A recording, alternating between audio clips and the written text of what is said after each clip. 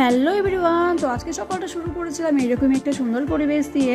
আর এটা হচ্ছে ভোলা কাকা পুকুরের এই পদ্ম গাছগুলো এই কাকুটায় লাগিয়েছে। আর আজকে দেখো অনেকগুলো পদ্ম ফুল ফুটেছে, আর কাকুটা পুজো দেওয়ার জন্য সবাইকে ফুলগুলো দিচ্ছিল, দেখতে বেশ সুন্দর লাগছিল। এরপর বাড়িতে এসে দেখি আমার দুই বোন রেডি হয়ে স্কুলে যাচ্ছে। তো ওরা চলে যাওয়ার পর ঘর দুয়ারটা একটু গুছিয়ে নিয়েছিলাম। এরপর দুধ আর বিস্কুট নিয়ে বসে পড়েছি জানলার ধারে, তারপর একটু পড়তে বসেছিলাম। আর আজকে সকালে আমার মা খিচুড়ি রান্না করেছে, তো সেটাই খাচ্ছিলাম সকালে। এরপর দুপুর হতে না হতেই শুরু হয়ে গেছে ঝড়।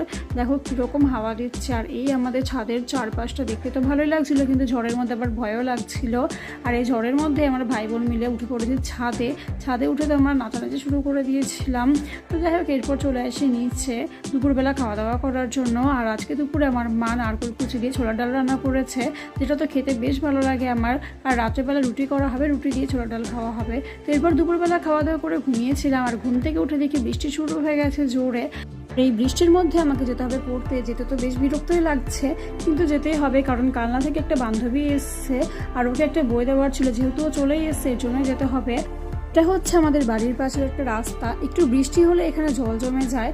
তো দেখো এই বৃষ্টির মধ্যে বেরিয়ে পড়েছি পড়তে যাওয়ার জন্য। রাস্তায় বেরিয়ে দেখি বেশ অনেকেই পড়তে যাচ্ছে। তো ছাতা নিয়ে পৌঁছে যায় দাদার বাড়িতে।